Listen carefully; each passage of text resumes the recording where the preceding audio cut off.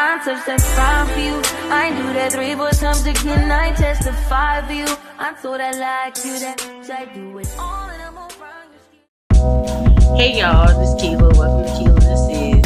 It's been a minute, almost 2 weeks. Man, I need to do better, I know.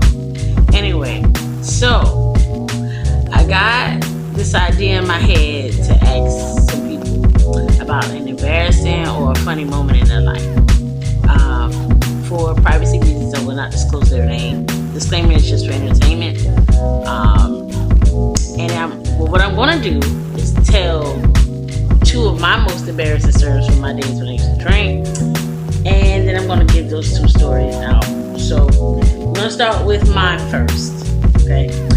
Am I embarrassed to tell this? Absolutely. But hey, transparency is the best policy to me in certain situations. Anywho, so first of all, R.I.P. to my dear loving cousin, Toma. She's no longer here with us. She passed away almost a year ago. So my sister went on vacation, right?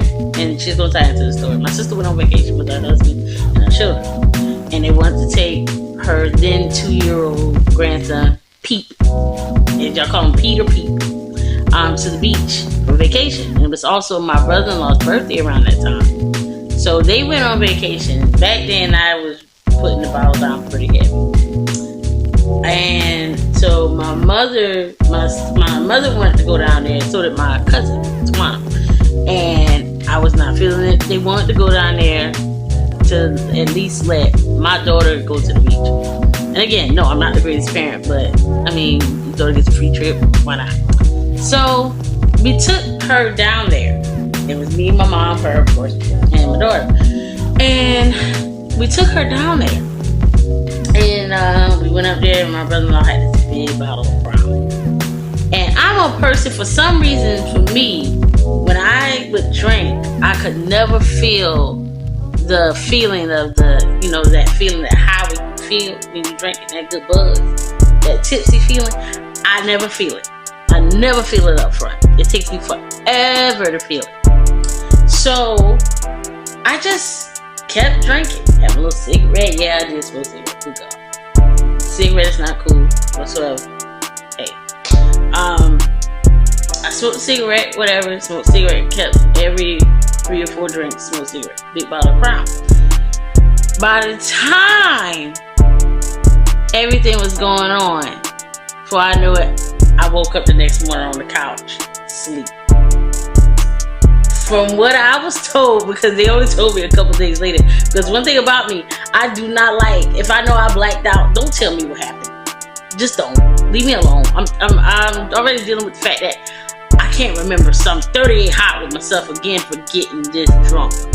Alright, I don't need you rubbing it in by telling me how embarrassing I was. So please don't. And anyway, so the next morning I was told that me and my sister, which from that time frame, now I'm a little bit all over the place, I'm doing the best I can because remember I was drunk. I remember we being on the beach at night, me, her, and my cousin. I remember us being on the beach. And we were talking, we was having a good time, we was this, we was that, whatever. We was talking about going to Vegas. We were supposed to go to Vegas, you know. And we were just having a good time. I don't remember anything after that. Also, I meant to add in that we went to the bar that was down there in the hotel. We was having these nice drinks, and I had some blue drink, and it wasn't a little motorcycle drink everybody drank or something. It was some type of drink. And I can't remember the name, of course. I can't remember much, but I couldn't remember the name. But it was this drink, and I had about 4 of them. It was nice. It was very nice. And I had about 4 of those, and I went upstairs, and I was having this Crown, and I was having this good time with this Crown. And unbeknownst to me, the next day, or a couple days later, somebody's gonna tell me, hey, you was on the balcony in your blue big bra. Oh my God! When I tell you, the worst feeling of my life, besides that hangover that I was still dealing with, was somebody telling me that I took my shirt off outside. By all means. I've had more worse stories. Like I woke up in the bathroom on the floor, no clothing. But anyway, the point is is that that was one of my most embarrassing moments. Somebody tell me that I was in public with no shirt on, big blue bra. All I can remember is my bra was blue. That's all I remember. Yeah. Okay, we're gonna cut with that one. Alright, the next one. It's like I wanna just embarrass myself, huh? The next one was now this one goes a bit further back. Me and my sister used to live like maybe 10 minutes away from me, and at the time I lived in the hood. My sister lived 10 minutes away from me, a little bit in the country. But nevertheless, we went over there, and I would go over there on the weekends with my kid. You know, because she used to do little arts and crafts with my baby or whatever, and I would sit there and watch and drink. I wasn't a great parent. I was postpartum depression for something else. Anyway, I would go there. Well, my nephew had these neighbors that he used to hang out with. These neighbors or whatever. He's an adult now. Shout out to Tyler. Anyway, my nephew had these neighbors. And these neighbors' kids would come over and hang out, play. They would play basketball, they would do whatever. So he was playing a game. And instead of my sister say, listen, tell me what's up, like, waiting this kid leave drink. Again, yeah, I'm a grown dog, should know better. I did not. And I was depressed. And I was like, why do I have to stop my fun? Because he's having fun. Whatever. But anyway, I was coherent enough to know I need to go to the bathroom, but not coherent enough to go to the right direction. So, with that being said, silly me. Now, someone told me this is verbatim. It could be. Well, I know they're not lying to me, it's family. And I know they'll tell me because some of them got some kind of evidence or proof. But I went into my nephew's room and I was proceeding to go, relieve myself. But I was in the wrong room, so somebody had to come get me. I didn't make it, I didn't do it, but it has happened. It happened. I was getting ready to. No, I have not released myself in somebody's room, never done that. Relieved. But anyway, that happened. So that was pretty embarrassing for someone. Drinking is something, especially when you overdo it. Now, granted, I've had some more embarrassing moments, but I'm not about to expose them because, hey, I don't even want to go down that road. But I decided to give y'all 2 stories of that. Now, I have my cellular device because I'm recording off the camera that I did a review on. Go back to that as well. That was my previous video. So, I got 2 stories in my phone here that I got. And again, I'm not going to disclose the person, these people information because I don't want to, ruin their privacy or whatever. But I'm going to read one of them. I'm going to read both of them. And I also want y'all to comment below at least give me something, or either my Facebook link is in the description. Hit it and then inbox me a story. You don't have to go into complete detail, but enough for me to be able to recite, in another story. Because I might do another one of these. This is kind of actually, could be a little fun, whatever. Anyway, first one is a funny moment. Was me getting high off an edible, running out the house butt naked, thinking I was having a heart attack, screaming, "Call the EMF police." Bless your heart. Oh my goodness. Not call the police on you. Not call the police on yourself. No. Well,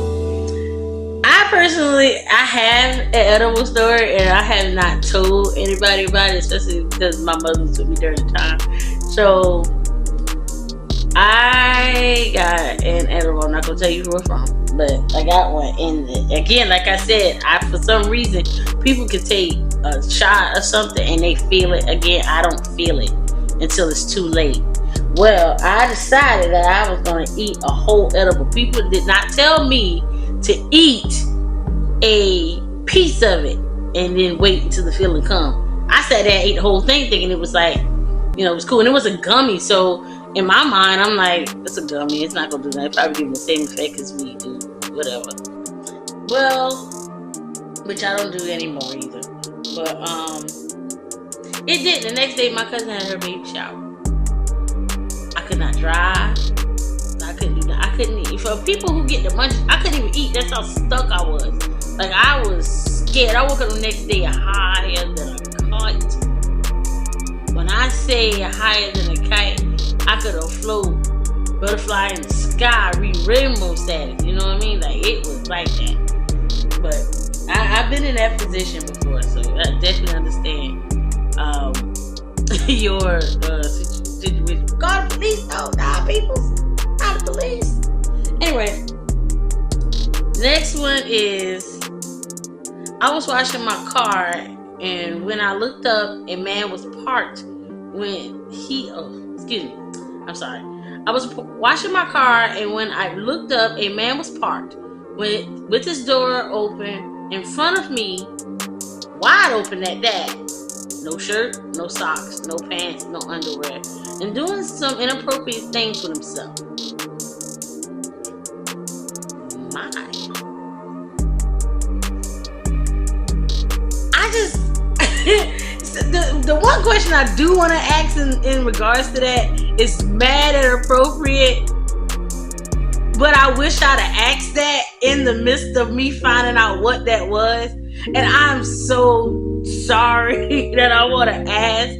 If you know what that question is, comment below. If anybody know me enough to just think like she's gonna ask this question, because I'm a clown like that, I'm gonna ask that question. But I didn't ask, and I wasn't thinking when I first got this information. Oh, I want to ask, but it's inappropriate.